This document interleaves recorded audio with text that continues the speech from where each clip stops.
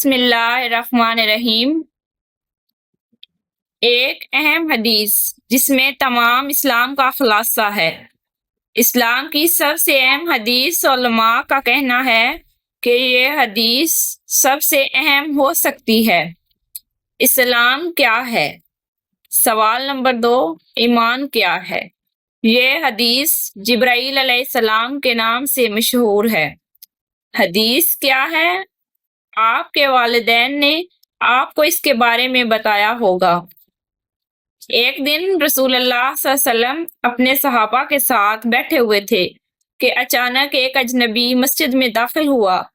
مدینہ ایک چھوٹا سا شہر تھا، سب ایک دوسرے کو جانتے تھے، لیکن یہ آدمی مختلف تھا۔ انہوں نے اسے پہلے کبھی نہیں دیکھا تھا۔ وہ انتہائی خوبصورت تھا۔ اس کے کپڑے، بال سفید، کوئی جھریاں نہیں تھی، دھول نہیں تھی۔ اس کی داڑھی بھری ہوئی، کالی اور صاف تھی۔ اس کے بارے میں ہر چیز بے عیب تھی۔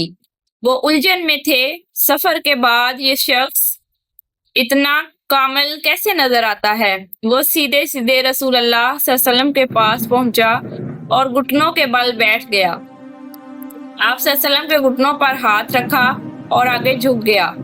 اس نے کہا، اے محمد، مجھے بتاؤ کہ اسلام کیا ہے؟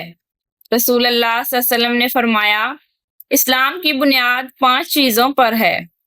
لا الہ الا اللہ محمد رسول اللہ، کلمہ طیبہ پڑھنا، نماز پڑھنا، زکوٰۃ دینا، رمضان کے روزے رکھنا اور حج کرنا۔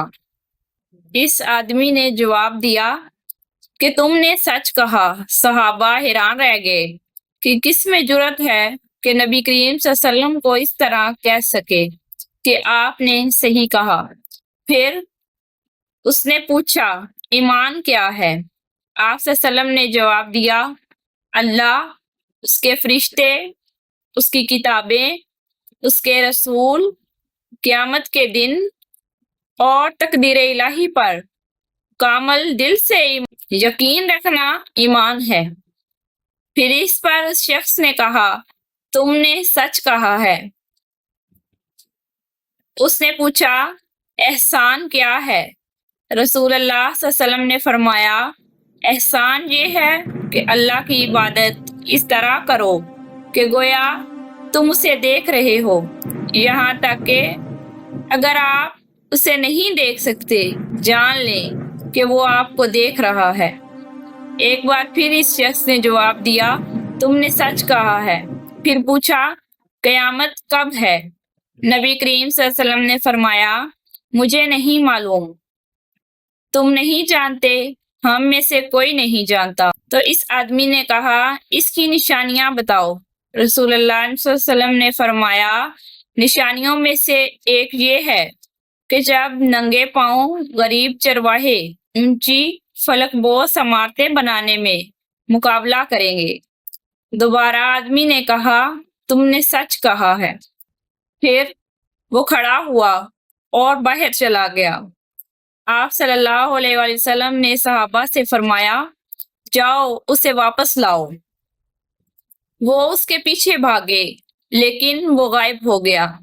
آپ صلی اللہ علیہ وسلم نے فرمایا، کیا تم جانتے ہو کہ وہ کون تھا؟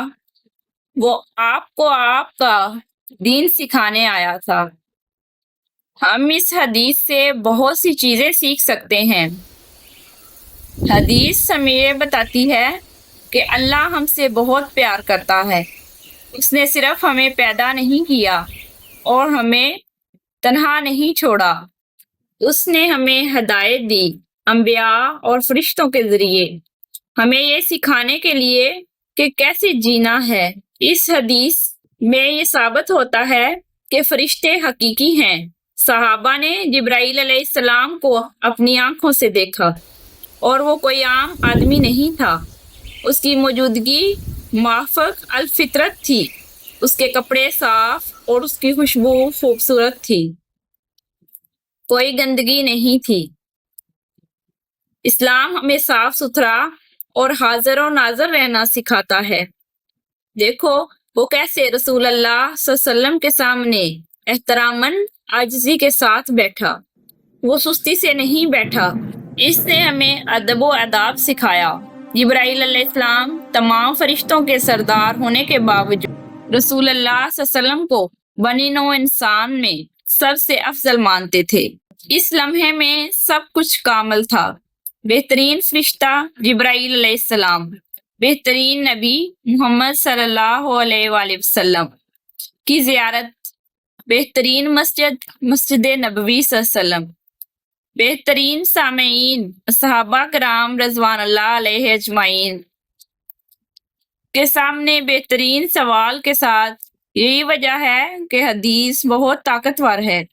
یہ ہمارے دین اسلام اعمال کا کامل خلاصہ ہے۔